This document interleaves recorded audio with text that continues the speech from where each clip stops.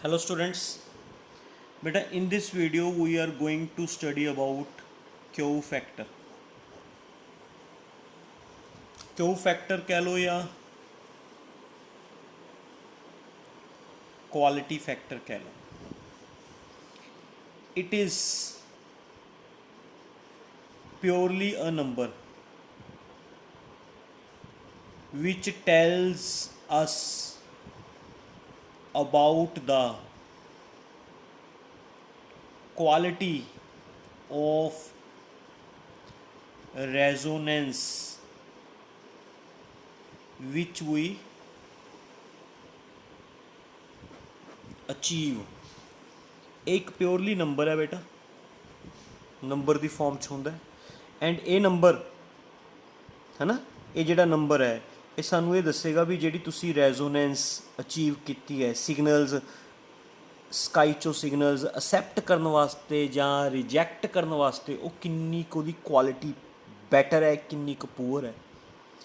बेटा सिंपल जी गल है, जिन्नी रेजोनेंस जिन्ना क्यू फैक्टर लार्ज होएगा लार्ज दैट मीनस ओनी थोड़ी क्वालिटी ऑफ रेजोनेंस ओनी गुड होएगी. Good quality of resonance good होने का मतलब इनफॉर्मेशन लॉस होने के चांसिस घट होंगे है ना. Chances for loss of information जिहड़ी अपने को इनफॉर्मेशन आएगी उस इनफॉर्मेशन लॉस होने के चांसिस स्मॉल होंगे. जिन्नी क्वालिटी वधिया होएगी ना, क्वालिटी वधिया रेजोनेंस की, जिन्नी रेजोनेंस की क्वालिटी वधिया होएगी उन्ने इनफॉर्मेशन लॉस होने के चांसिस स्मॉल होंगे, घट इनफॉर्मेशन लॉस होएगी एंड एक क्यू फैक्टर लार्ज होएगा तां होएगा. अगर सपोज कर लो क्यू फैक्टर स्मॉल है, स्मॉल फिर असीं कहांगे भी जिहड़ी क्वालिटी है क्वालिटी ऑफ रेजोनेंस पुअर है. पुअर जे पुअर है that means loss of information while accepting और while rejecting the signals loss of information large होएगा. इनफॉर्मेशन का लॉस लार्ज होएगा तो इनफॉर्मेशन का लॉस लार्ज होएगा या इनफॉर्मेशन का लॉस स्मॉल होएगा वो दसदा भी क्वालिटी किन्नी क बैटर या किन्नी क गुड अपीयर हुई है एंड क्वालिटी ऑफ रेजोनेंस किन्नी हुई है that tells us by Q factor. Q factor की डेफिनेशन है बेटा, it may be defined as the it may be defined as the ratio of voltage across inductor to the voltage across resistor. मतलब जिहड़ा क्यू फैक्टर है that is voltage across inductor to the voltage across resistor. Inductor की voltage का formula I into XL, resistor की voltage का formula I into R, I नाल I cancel, XL by R है ना. एक तो क्यू फैक्टर का फार्मूला है बन गया, एक ये बन गया एक्सएल बाय आर. एक्सएल का फार्मूला होर भी बनाने बेटा आप अगे. एक्सएल का फार्मूला होंदा ओमेगा एल, ओमेगा का फार्मूला होंदा 2 पाई न्यू, न्यू का फार्मूला न्यू फ्रीक्वेंसी बेटा 1/2 pi root of L C होंदा है. न्यू की वैल्यू पुट कर दो 2 pi 1/2 pi root of L C. Nu की वैल्यू पुट करती 2 पाई नाल 2 पाई कैंसल, ये बच गया एल रूट एल आर. एक रूट एल नाल एक root L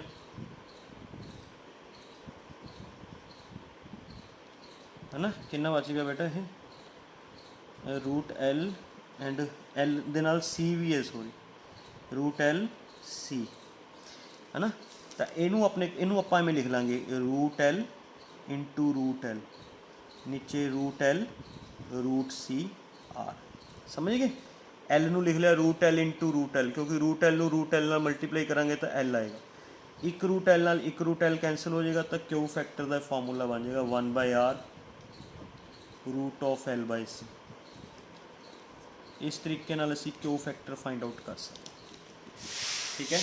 Q factor is purely a number which tells us quality of resonance, ठीक है। एंड असी उसनू एवें फाइंड आउट कर सकते हैं। This is about Q factor.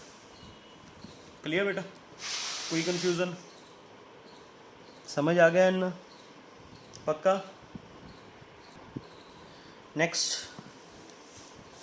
next we are going to study about another topic, that is energy stored inside inductor।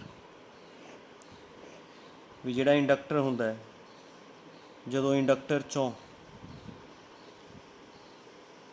Current pass out ਕਰਦਾ,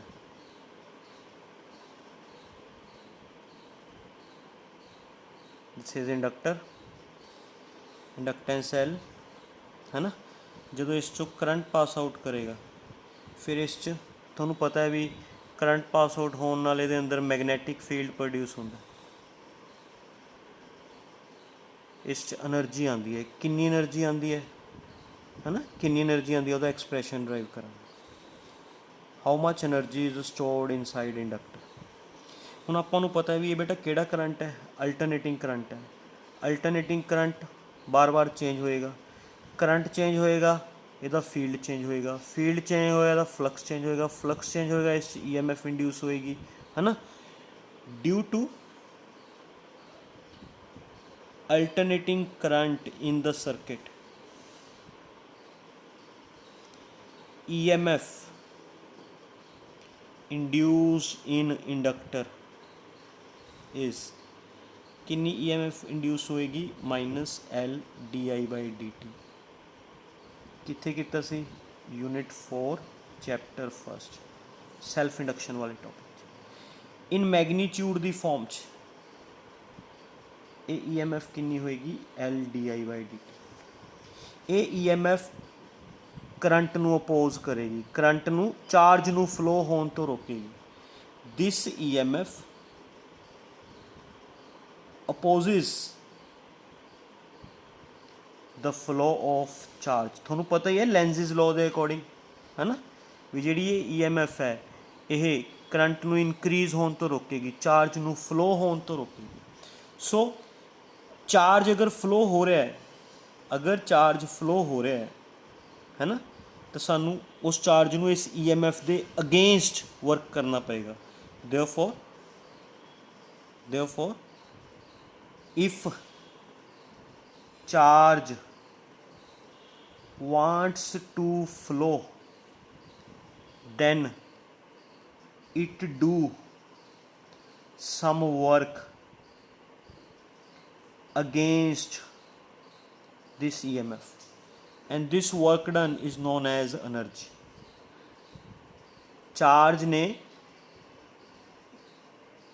ने इस EMF दे against flow होने च जिन्ना वर्क किया, उस वर्क डन असीं की बोलांगे, एनर्जी। तो पहला बेटा स्मॉल वर्क डन कढ़ लो, small amount of work done in moving charge dq against this EMF। इस EMF के अगेंस्ट स्मॉल चार्ज मूव करवाने का वर्क डन कर लो। Work done upon charge is equal to potential difference, charge into potential difference करके work done का formula आ जाता। तो small amount of work done करना है, चार्ज केड़ा मूव करवाया देख लो, dq किस पोटेंशियल डिफरेंस के अगेंस्ट मूव करवाया, इस इंड्यूस्ड EMF के अगेंस्ट, है ना। dq चार्ज मूव करवाया, किन्नी EMF के अगेंस्ट मूव करवाया, L di/dt। ये dt अगे लगा लो बेटा, ये आ गया dq/dt L di। Rate of flow of charge with respect to time is known as current,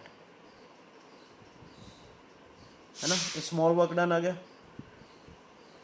total work done in increasing the current from 0 to maximum value, maximum value होंगी I0। Total work done कितना होएगा current नू increase करने वास्ते, असी ये जिहड़ा small work done आया ਇਹਨੂੰ ਇੰਟੈਗਰੇਟ ਕਰ ਦਾਂਗੇ। ਇੱਧਰ ਲਿਮਿਟਸ ਕਰੰਟ ਦੀਆਂ ਪੁੱਟ ਹੋਣਗੀਆਂ, ਕਰੰਟ ਦੀਆਂ from 0 to maximum value.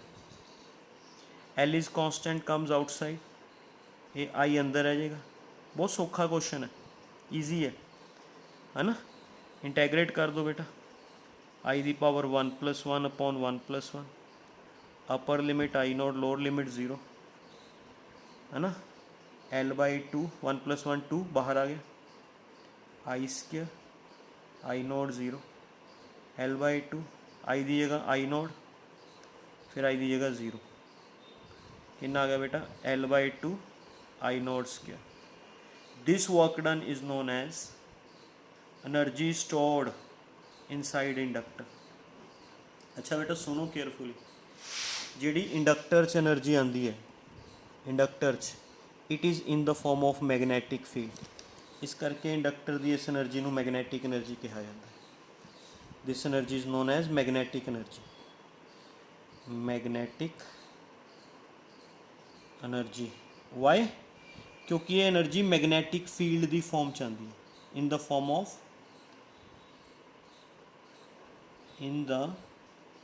Of magnetic field आती है ना, in the form of magnetic field. क्योंकि जो करंट फ्लो होएगा तो ये अंदर मैगनैटिक फील्ड लाइनस प्रोड्यूस होंगी, मतलब मैगनैटिक फील्ड प्रोड्यूस होएगा, मैगनैटिक फील्ड कारण इस मैगनैटिक एनर्जी आएगी। कितनी एनर्जी आएगी? ½ L/I0 के। क्लियर? अंडरस्टैंड बेटा ये चीज़? कोई कन्फ्यूज़न? टॉपिक समझ आ गया? मैं दोबारा तो रिपीट कर देना बेटा। अल्टरनेटिंग करंट सी, अल्टरनेटिंग करंट कारण करंट चेंज होएगा, EMF इंड्यूस होएगी। कितनी EMF इंड्यूस होएगी? यूनिट 4 के फर्स्ट चैप्टर च पढ़िया होया, मैगनीट्यूड की फॉर्म च ले ली है ना। ये EMF इस दे चार्ज नू फ्लो होने तो रोकेगी। अगर चार्ज ने फ्लो होना है तो उसनू इस EMF के अगेंस्ट वर्क करना पड़ेगा। So if charge wants to flow then it do some work against this EMF, जिन्ना वर्क करेगा उन्नी एनर्जी आ जाएगी इंडक्टर च। तो आप पहला स्मॉल चार्ज DQ नू फ्लो करवाने का वर्क डन कढ़िया अगेंस्ट दिस EMF ही। फार्मूला किमें बनया? थोने यूनिट फर्स्ट पढ़िया होया, फार्मूला पढ़िया है ना बेटा यूनिट फर्स्ट। फार्मूला कि केड़ा चार्ज मूव करवा रहे हो, किन्ने potential difference they which move करवा रहे हो, केड़ा चार्ज मूव करवा रहे हो DQ, किन्ने पोटेंशियल डिफरेंस मूव करवा रहे हो EMF। ई दी वैल्यू पुट की, थोड़ा अरेंज किया, स्मॉल वर्क डन आ गया। Total work done, current increase होएगा from 0 to maximum value, peak value तक इनक्रीज होंदा ना बेटा करंट, उस तो बाद डिक्रीज होंदा तो 0 टू मैक्सीमम वैल्यू तक करंट में इनक्रीज करने का वर्क डन कर लिया। इंटैग्रेट करना बहुत सौखा काम है, ठीक है। ये वर्क डन एनर्जी की फॉर्म च कन्वर्ट हो जाए। ओके, बस इन्ना क याद रखियो भी ये जी एनर्जी आती होंगी है ये मैगनैटिक फील्ड की फॉर्म च आती होंगी है। That's why this energy is known as magnetic energy. Clear? कोई confusion? Thank you very much.